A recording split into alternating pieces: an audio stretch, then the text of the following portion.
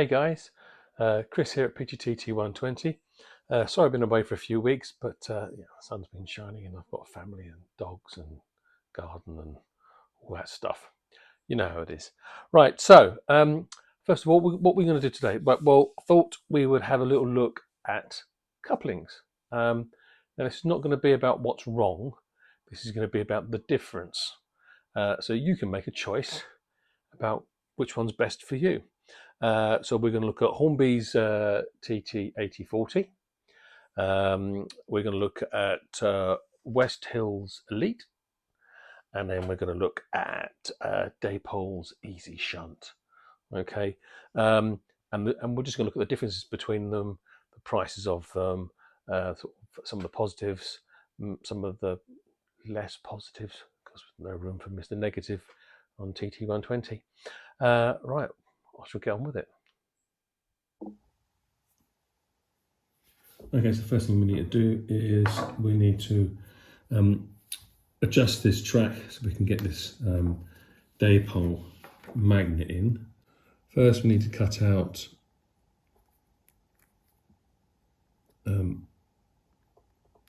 enough sleepers so that we can then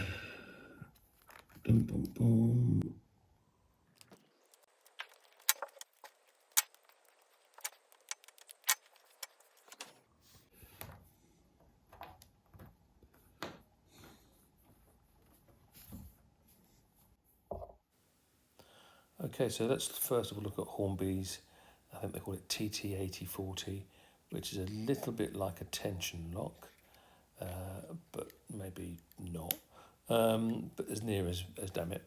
Unfortunately, I thought I'd show you how easy it was to unplug it from the NEM socket, but I did it off camera. Never mind, eh? Bit of a close-up.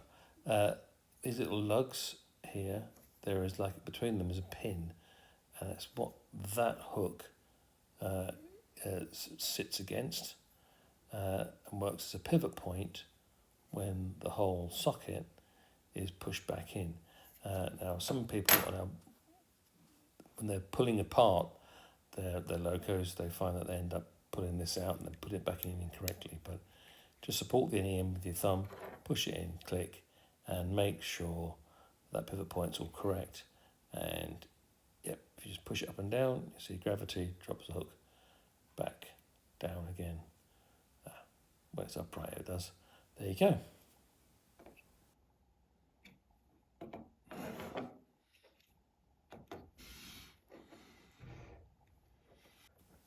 Right, got my sequence a little bit out of order here, but never mind.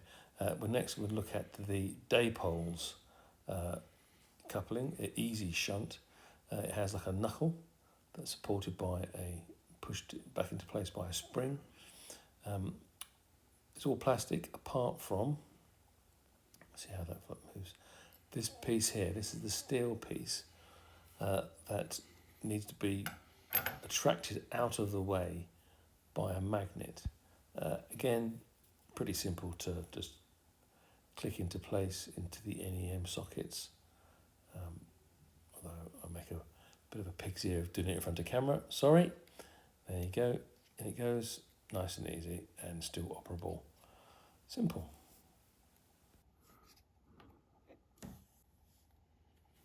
Next up, Hill Wagon Works Elite. This is the magnetic one.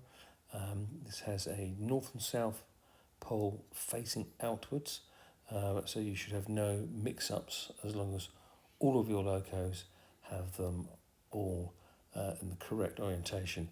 I'll show you what I mean in a moment in the first video. Again, clicks straight into that NEM socket, although I must admit it's slightly stiffer this time, but still easily done.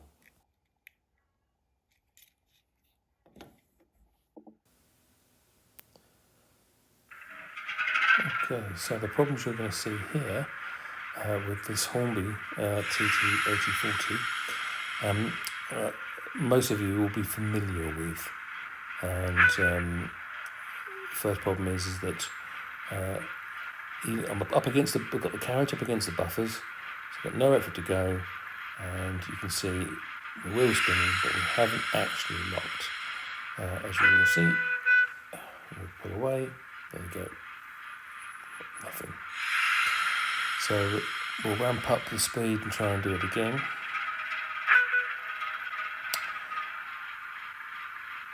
And then this time it feels like it, but you can see that it hasn't. So when you pull away, you feel like, or from the other end of the layout, it seems like it's hitched up until it decides it's not, and you've got a breakaway. So this time let's have a bit of a run up.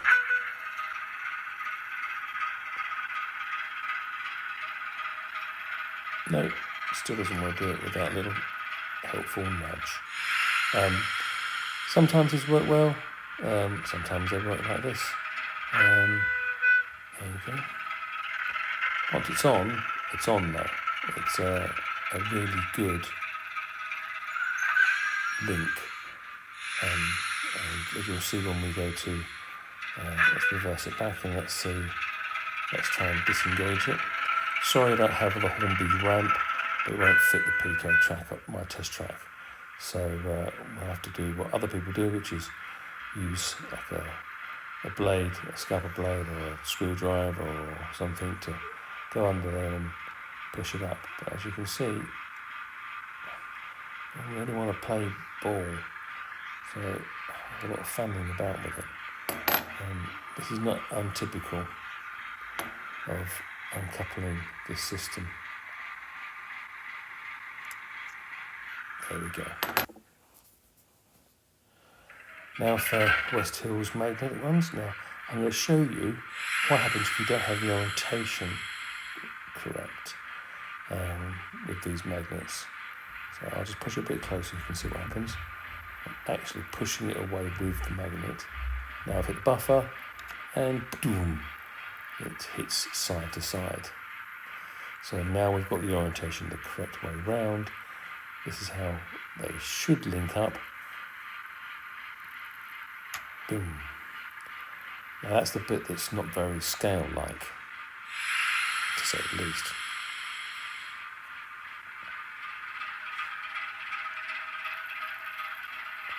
Connection's good in the pull, although everything's obviously very well fixed. There's no movement like they would have in a real wagons. There's no bouncing backwards and forwards. Here comes the finger of God to pull it apart. Can the Loco do it? Let's see. No, the Loco can't do it. So God's assistant comes in, and off we go. Now for Dapol's knuckle easy shunt. Now, there she goes, locked straight away. We can push like that, obviously. What I do like about them is there's a bit of flex in them. So you'll get a bit of in slow speeds, you get a bit of chunking backwards and forwards from the carriages. I kind of like that.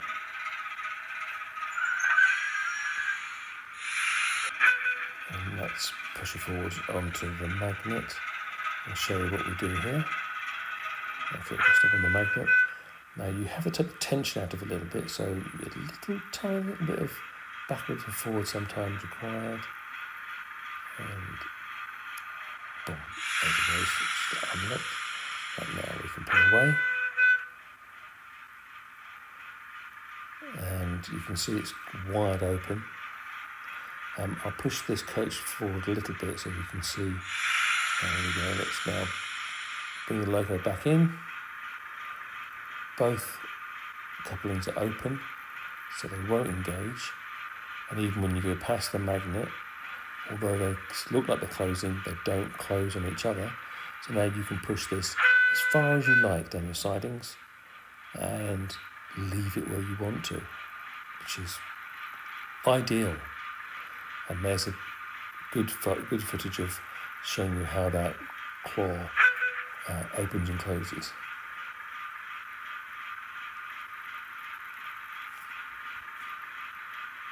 Now we can go in, pick it up, straight away, bump, nice. And we'll crawl over that magnet at 1, at speed 1, and you'll see, although it moves, tries to move, the tension keeps it in place. And off we go. Excellent work.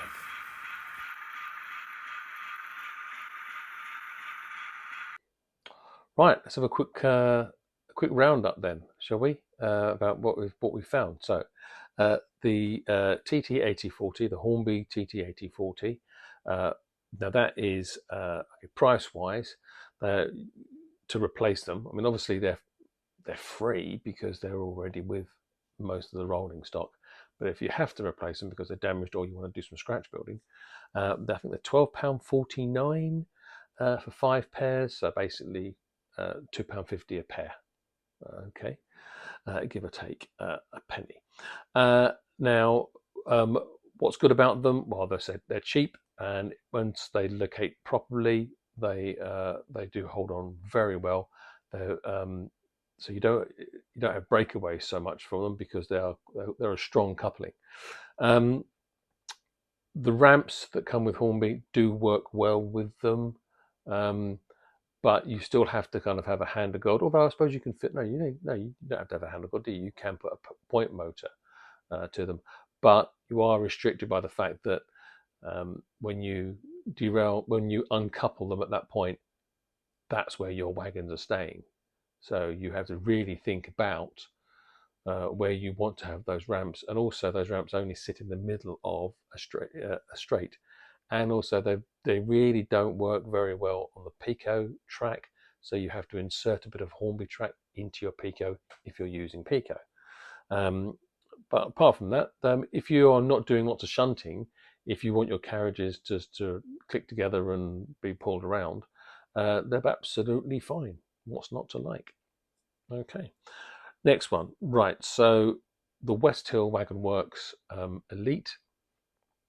I think these are really quite nifty, the magnetic ones. They are price-wise, you're looking at £12.95 for 10 pairs, so £1.30 a pair. Okay, so nearly half the price of the Hornby one. So if you have wrecked a load of your Hornby tension lock, for want of a better word, ones, then you can replace them quite easily with the magnetic ones. Downside, they again, well, the only way you can actually pull them apart really is with the hand of God. You have to put your hand in and pull them apart. Although saying that, pulling them apart is very easy. It's considerably easier than anything else that's out there. They just pull apart. But also remember that realism goes a little bit out the window when you go to collect a wagon, because it pulls to your wagon. Hello, little dog. And you can come and say hello. Come on in. Up you come. You're going to come and say hello. Come and say hello. Right. This is Ted, everyone. Ted, done enough? Okay, off you pop. There you go. Right, so where were we? Thank you. You completely thrown me, Ted.